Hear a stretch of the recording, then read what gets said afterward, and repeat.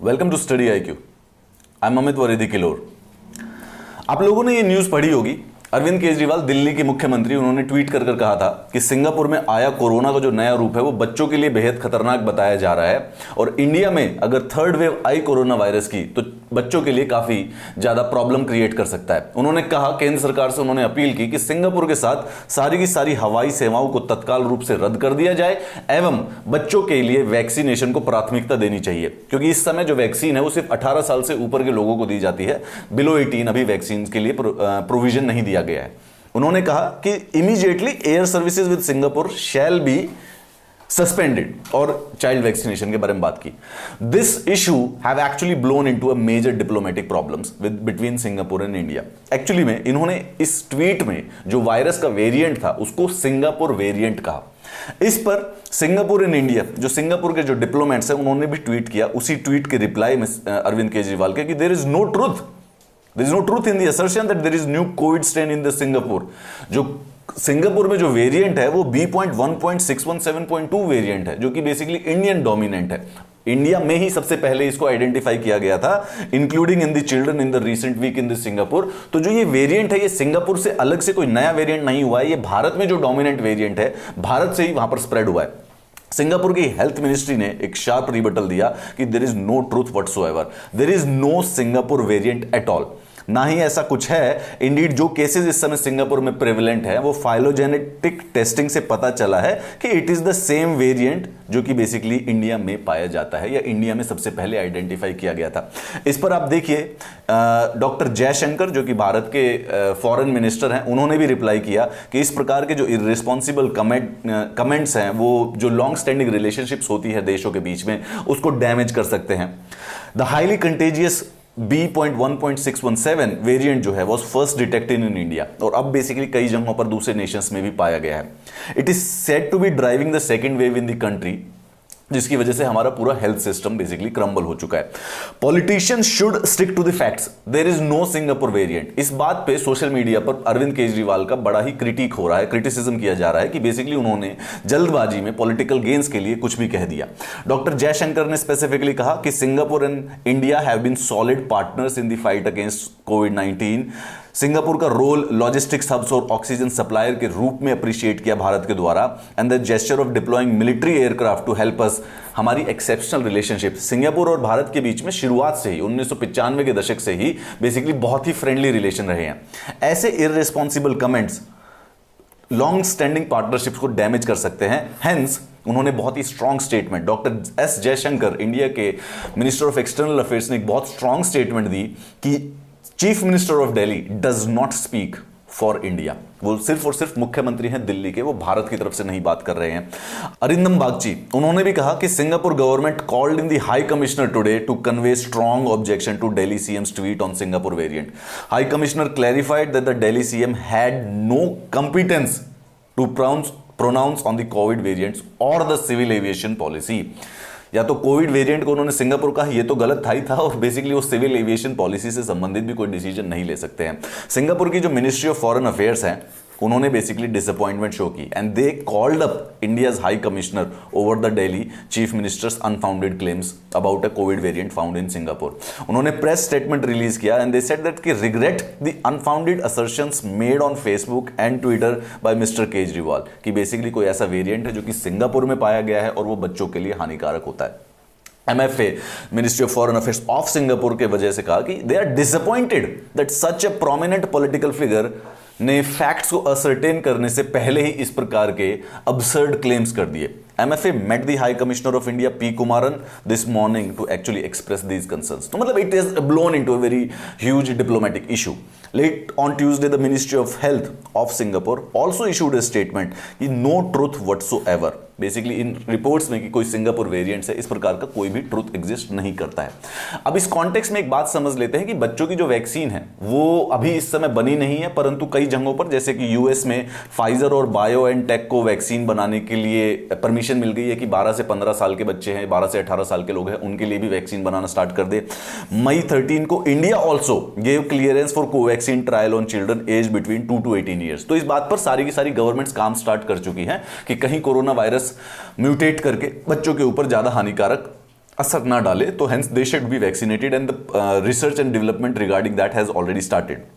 लेकिन अब इस जो ये स्टेटमेंट था, इसका फॉल आउट सिंगापुर के न्यूज़पेपर्स में देखने को मिला। All newspapers in Singapore leading with comments of Delhi Chief Minister being dismissed by country's foreign minister. Matter has been raised with Indian mission in Singapore. तो अब आप देखेंगे तो जो सिंगापुर के अखबार हैं, they are showing कि Ministry of Foreign Affairs are expressing regret, disappointment at Delhi Chief Minister's unfounded claims of the Singapore variant. ऐसा कुछ अभी तक मिला नहीं है। दूसरे और अखबारों में भी बेसिकली अगर कहें तो फजीहत हो गई सिंगापुर के अखबारों में। Meets Indian high commissioner to express concerns over Delhi minister's claim of Singapore कोविड-19 स्ट्रेन एंड ऑल ऑफ उनके जितने भी नेशनल डेलीज थे major were all carrying this same newspaper statement, again in a different language than we understand. पूरे के पूरे ये सारे के सारे सिंगापुर के न्यूज़पेपर हैं जो कि अरविंद केजरीवाल की इसी स्टेटमेंट को रिफ्यूट करने के लिए या अनफाउंडेड क्लेम्स को क्रिटिसाइज करने के लिए इस समय कर रहे हैं। सो एक जो स्टेटमेंट है जो कि अनफाउंडेड क्लेम्स पर थी, it is becoming the diplomatic issues between two countries. अब ये बात समझने की जरूरी है कि सर इससे हुआ क्या है। देखिए, इंडिया और सिंगापुर जो है ना have traditionally been having very friendly claims. कैसे कैसे? Two nations enjoying extensive cultural and the commercial relationships. Bharat और सिंगापुर के बीच में comprehensive economic cooperation agreement sign हो रखा है, स्ट्रेटेजिक रिलेशनशिप्स अग्रीमेंट साइन हो रखे हैं, trade, investment, economic cooperation, bilateral cooperation, maritime security, हमारी मिलिट्रीज जो होती हैं ज्वाइंट नेवल एक्सरसाइज करती हैं एक दूसरे के साथ, मिलिट्री टेक्नोलॉजी, टेररिज्म से फाइट करने के लिए। But more importantly Singapore is the highest foreign direct investment contributor in India, was the top source of the FDI in India at $15.7 billion। जो पहले 9 महीने थे अप्रैल 2020 से लेकर दिसंबर 2020 तक सिंगापुर ने $15.7 बिलियन फॉरेन डायरेक्ट इन्वेस्टमेंट आई थी इंडिया के अंदर, विच केम थ्रू सिंगापुर। यानी कि एक साल में approximately $20 billion, which is the highest. Second number पर यूनाइटेड स्टेट्स है और थर्ड नंबर पर मॉरिशियस है। याद रखिएगा कि हमारे देश में जो फॉरेन डायरेक्ट इन्वेस्टमेंट है उसके हाईएस्ट सोर्सेज कौन से हैं। Then Singapore is the highest one. So you can understand how deeply integrated our relationships are. More importantly हमारी मिलिट्री बहुत अच्छी तरह से एसोसिएटेड है एंड डीपली इंटीग्रेटेड है। साल में 2 ज्वाइंट मिलिट्री एक्सरसाइजेज होती है इंडिया और सिंगापुर के बीच में। सबसे इंपॉर्टेंट है Singapore India maritime bilateral exercise, जिसको सिम्बेक्स के नाम से जाना जाता है। is an annual bilateral naval exercise conducted by the Indian Navy and the Republic of Singapore. Exercise has been going since 1994 और इंडिया की longest standing, किसी भी देश के साथ longest standing uninterrupted naval exercise है that India has it with any other country. और उसके बाद एक और होती है जिसका नाम है बोल्ड कुरुक्षेत्र। ठीक है, सिम्बेक से तो आप ऑटोमेटिकली आइडेंटिफाई कर लेंगे because the full form itself says that Singapore India maritime bilateral exercise and the bold Kurukshetra which is again a joint military exercise of India and Singapore. So you can understand how important these relation friendly relations are. और किसी भी प्रकार की एक ऐसी statement जो facts पर based ना हो या फिर किसी पॉलिटिकल गेन के लिए किया हो can damage the relationships between two countries which share a good relationship. So you can understand कि India receives maximum FDI from the Singapore route. ठीक है, हमारे स्ट्रॉन्ग मिलिट्री कोऑपरेशन है इन दोनों देशों के बीच में। ऐसी कोई भी इररिस्पॉन्सिबल सुओ मोटो यानी खुद की जो स्टेटमेंट्स हैं can be detrimental to this climate of this such greater global uncertainty. Indeed Singapore government has conveyed strong objections to the Arvind Kejriwal treatment by saying calling it Singapore variant. Delhi CM had no competence to pronounce on covid variants और either civil aviation policy. ये basically हमारे जो diplomat हैं उन्होंने Singapore को reply किया है कि ये इररिस्पॉन्सिबल स्टेटमेंट है, you need not take into account, we are on a friendly relationship terms. So to summarise, Delhi CM के द्वारा एक ट्वीट किया गया था जिसमें उन्होंने कहा कि सिंगापुर वेरिएंट यानी सिंगापुर में जो वायरस पाया जा रहा है उसको सिंगापुर वेरिएंट कह दिया और कहा कि ये बच्चों के लिए बड़ा खतरनाक है। And then he appeal to the central government कि सिंगापुर के साथ सारी की सारी फ्लाइट्स को बंद कर दीजिए एंड चिल्ड्रंस की वैक्सीनेशन के ऊपर आप प्राथमिकता देना स्टार्ट कीजिए, विच has been protested by the Singapore. उनके सारे के सारे newspapers have protested against it. The diplomat, the Indian High Commissioner have been called for that.